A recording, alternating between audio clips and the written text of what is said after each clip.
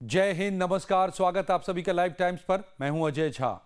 बस कुछ ही घंटे और देश की नजरें टिकी हैं प्रधानमंत्री नरेंद्र मोदी की उस हाई प्रोफाइल बैठक पर जो 21 मई को हो रही है। सोशल मीडिया से लेकर के देश के बाजारों तक इस वक्त एक चर्चा है, क्या कुछ बड़ा होने वाला है फिर? क्या सरकार कोई ऐसा फैसला लेने जा रही है जो सीधे आपकी जेब, आपकी गाड़ी और आपके रोजमर्रा के जीवन को बदल सकता है? यह डर और यह सवाल हवा में नहीं तैर रहे और यूं ही नहीं तैर रहे। पिछले कुछ दिनों के घटनाक्रम बता रहे हैं कि कभी भी कोई भी बड़ा फैसला सामने आ सकता है और इसीलिए लोगों के मन में बहुत सारे सवाल हैं। एक तरफ पश्चिम एशिया में युद्ध के बादल फिर से मंडरा रहे हैं। अंतर्राष्ट्रीय बाजार में कच्चा तेल $100 के पार लगातार बना हुआ है और इसी हफ्ते सरकार ने दो बार पेट्रोल डीजल के दाम भी बढ़ाए हैं। तो दूसरी तरफ खुद पीएम मोदी देशवासियों से भावुक अपील करके कह चुके हैं कि कम से कम 1 साल तक सोना मत खरीदिए, ऑनलाइन पढ़ाई को बढ़ावा दीजिए, गाड़ियों का इस्तेमाल कम कीजिए, विदेश यात्राओं को टालिए और कम से कम पेट्रोल डीजल खर्च कीजिए। अब ऐसे माहौल में जब कैबिनेट और काउंसिल ऑफ मिनिस्टर्स की ये अचानक बैठक बुलाई गई है तो लोगों के मन में कई सवाल खड़े हो रहे हैं कि इस वक्त आम जनता के मन में 3 बड़े सवाल हैं कि क्या वर्क फ्रॉम होम अब अनिवार्य तो नहीं हो जाएगा? क्योंकि पीएम मोदी ने तेल बचाने की अपील की है, तो क्या आईटी और कॉरपोरेट सेक्टर के लिए सरकार वर्क फ्रॉम होम कंपलसरी कर देगी? क्या देश में ऑड इवन या ईंधन की राशनिंग लागू हो जाएगी? क्या पेट्रोल पंपों पर तेल मिलने की कोई सीमा तय हो जाने वाली है कि पेट्रोल की राशनिंग हो जाएगी कि इससे ज्यादा पेट्रोल नहीं ले सकते, इससे ज्यादा डीजल नहीं ले सकते? और गाड़ियों के चलने पर क्या पाबंदी लग सकती है? क्या सोने की खरीद पर पूरी तरह बैन या कोई नया टैक्स लगने वाला है? क्योंकि सरकार ने हाल ही में सोने चांदी पर इंपोर्ट ड्यूटी को 6% से बढ़ा करके 15% भी किया है। सरकार ने आगाह किया है कि आगे मुश्किलें बढ़ सकती हैं, तो अभी से चौकस हो जाएं, लोग बचत करें, कम इस्तेमाल करें गाड़ियों का। ये तमाम सवाल इस कैबिनेट की बैठक को लेकर के लोगों के मन में उठ रहे हैं कि क्या इस तरह का कोई बड़ा फैसला हो सकता है? इन फैसलों पर क्या मुहर लग सकती है? क्या पाबंदियों का नया दौर आ सकता है? क्योंकि इस देश में कोरोना को कोई नहीं भूला है और उस दौर की पाबंदियों को नहीं भूला है। हालांकि सरकार ने यह साफ किया है कि कोरोना जैसी पाबंदियां या लॉकडाउन नहीं लगाई जाएगी, लेकिन क्या एक एक कदम करके जिस तरह से पेट्रोल डीजल के दाम बढ़े हैं, जिस तरह से सोना खरीदने से मना किया है प्रधानमंत्री ने, लोग अब इसका असर भी दिख रहा है। तो क्या कोई बड़ा फैसला फिर से एक बार? ये तमाम सवाल हैं। लेकिन अब आपको हम बताते हैं कि इस बैठक के पीछे का असली सच क्या है। तो हम आपको बता दें कि पैनिक होने की बिल्कुल जरूरत नहीं है। हमारी रिसर्च और सरकारी सूत्रों से जो खबरें आ रही हैं उनके मुताबिक कल की बैठक किसी आर्थिक लॉकडाउन के लिए नहीं, बल्कि मोदी 3.0 सरकार के सबसे बड़े राजनीतिक और प्रशासनिक रीस्ट्रक्चरिंग के लिए बुलाई गई है। इसके पीछे 3 मुख्य वजहें हैं। मंत्रियों का रिपोर्ट कार्ड लिया जाएगा और कैबिनेट में फेरबदल हो सकती है। जून के महीने में मोदी 3.0 सरकार का 1 साल पूरा हो रहा है।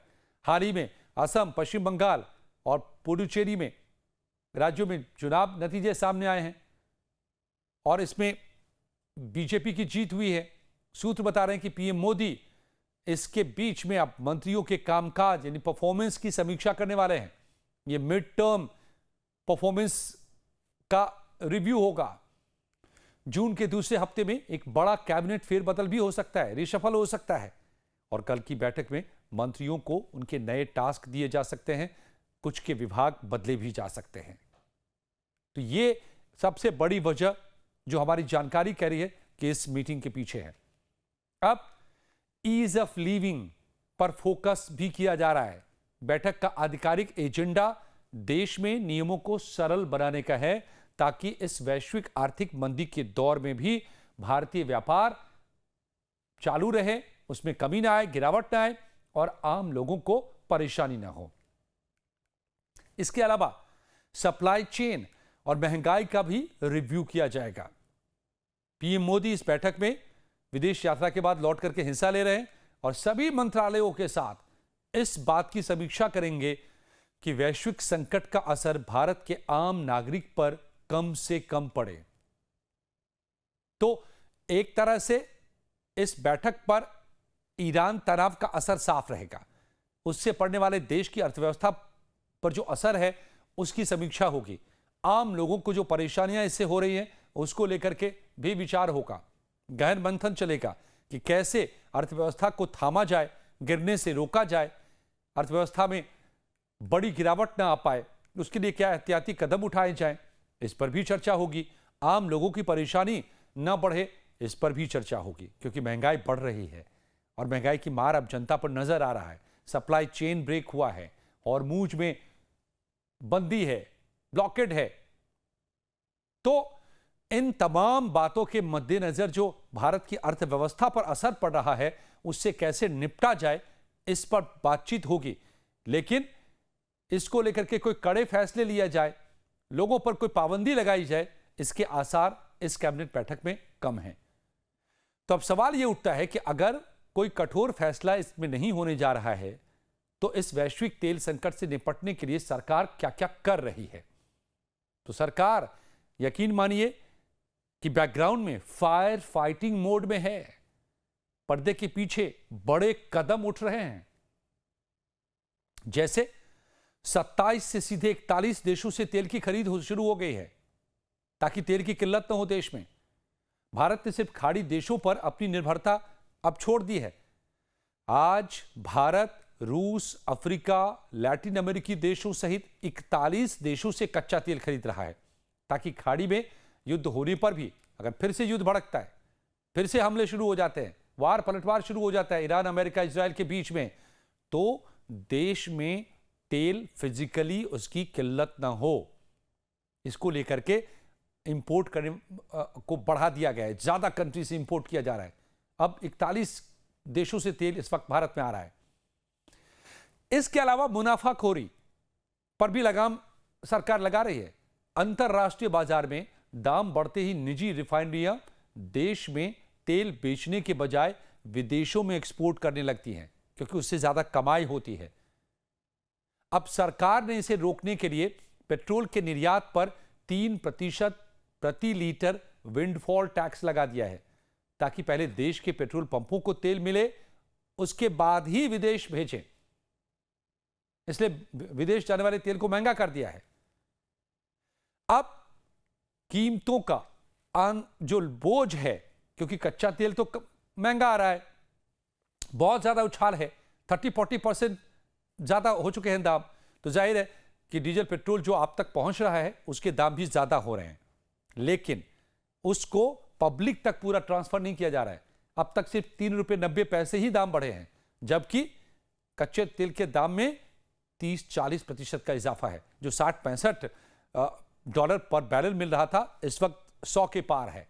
100, 110, 120, 130, 140, 145 तक पहुंचा है बीच में।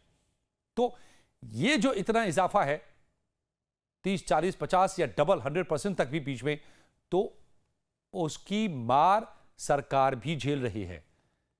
पेट्रोल डीजल के दाम थोड़े बढ़े हैं, लेकिन सरकार और तेल कंपनियां जैसे IOCL, BPCL जैसी कंपनियां रोजाना होने वाले 750 करोड़ के घाटे का एक बड़ा हिस्सा खुद बर्दाश्त कर रही हैं, ताकि जनता पर एक मुश्त बोझ न पड़े। महंगाई ऐसे भी बढ़ रही है, अगर डीजल के दाम बहुत ज्यादा बढ़ गए, पेट्रोल के दाम बढ़ गए, तो इसका असर सीधे बाकी चीजों की महंगाई पर पड़ेगा। तो एक दूसरा ये कदम बड़ा है। एक और कदम सरकार ने उठाया है, रणनीतिक तेल भंडार, जो स्ट्रेटेजिक रिजर्व होता है, आपातकाल में जिसका इस्तेमाल किया जा सकता है अगर सप्लाई में कमी आई तो भारत के पास जमीन के नीचे बने विशाल टैंकों में हफ्तों का बैकअप तेल सुरक्षित है और इसीलिए सप्लाई रुकने का कोई खतरा नहीं नजर आ रहा है। तो फिर पीएम ने वॉलंटरी मेजर्स सिर्फ लिए हैं कि स्वैच्छिक अपील की है सरकार ने,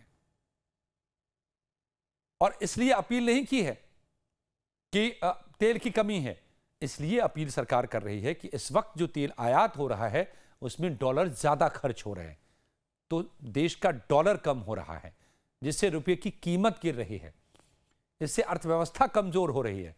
इससे बचने के लिए सरकार ने कहा है कि इस वक्त अगर हम वो चीजें कम इस्तेमाल करें जिसके लिए डॉलर देश को खर्च करना पड़ता है, जो आयात पर निर्भर हैं, जैसे कि पेट्रोलियम सबसे ज्यादा 11-12 लाख करोड़ का प्रति साल आयात करता है, और इस बार अंदाजा है कि 15-16 लाख करोड़ का बिल जाएगा। यह सब डॉलर में कन्वर्ट होकर इंपोर्ट करना पड़ता है। सोना दूसरे नंबर पर है, जो 7-7.5 लाख करोड़ का इंपोर्ट होता है देश में, उसके लिए डॉलर जाता है। विदेश जाते हैं लोग तो वहां भी डॉलर खर्च करते हैं। विदेश में शादियां करते हैं तो मोटी रकम खर्च करते हैं डॉलर में जाकर के, तो इन सब में देश का डॉलर जाता है। और इस वक्त ज्यादा क्रूड ऑयल के प्राइस बढ़ने से जो 11 लाख का हम इंपोर्ट कर रहे थे ऑयल, वो 15 लाख 16 लाख पर बिल जाएगा इस बार, तो वहीं पर 5-6 लाख एक्स्ट्रा जा रहा है। तो इन सब में कटौती अगर हम करते हैं तो देश का डॉलर बचेगा, देश की इकोनॉमी बचेगी। तो सरकार का मकसद है डॉलर बचाओ देश बचाओ। अब कहा जा रहा है कि ऑड इवन जैसे नियम तो नहीं आ जाएंगे, कॉर्पोरेट कंपनियों को हाइब्रिड मॉडल में तो नहीं पहुंचा दिया जाएगा, सिर्फ सरकार अपील कर रही है बचत के लिए, इन्फोर्स नहीं कर रही है। तो लब्बो-लुबाब यह है दोस्तों कि इस बैठक में, कैबिनेट की बैठक को डराने के लिए नहीं, बल्कि देश को और ज्यादा महफूज और सुरक्षित कैसे आगे बढ़ाया जाए इस संकट के दौर में, इस पर चर्चा होगी। और जो भी अपील सरकार ने की है सोना न खरीदने की, ईंधन बचाने की, वो देश की अर्थव्यवस्था और देश के पैसे को, फॉरेक्स रिजर्व को बचाने के लिए किए हैं। तो इस बैठक में कोई आधिकारिक फैसला जब बाहर आएगा, क्या फैसले होते हैं, क्या मेजर्स लिए जाते हैं, ये भी सामने आ जाएगा, तो हम आपको जरूर बताएंगे। लेकिन आपको क्या लगता है कि क्या इस वक्त में कंपनियों को खुद से अपने कर्मचारियों को वर्क फ्रॉम होम देना चाहिए, या वाकई सोना अभी नहीं खरीदना चाहिए, या कम खरीदना चाहिए अगर शादी है तो? और क्या हमें कम से कम पेट्रोल जलाना चाहिए, डीजल जलाना चाहिए? आप अपने कमेंट में हमें जरूर राय बताइएगा। और ये जानकारी अच्छी लगी हो तो वीडियो को लाइक और शेयर जरूर कीजिएगा, इससे हमें मदद मिलती है। बहुत बहुत शुक्रिया।